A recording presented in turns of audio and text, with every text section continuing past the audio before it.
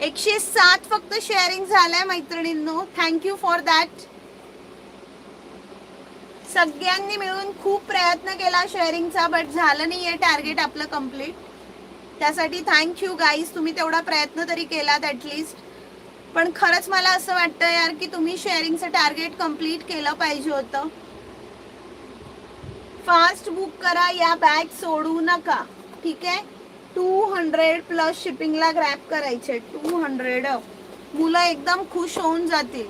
Viewers नाही दिसत. Okay okay, no problem.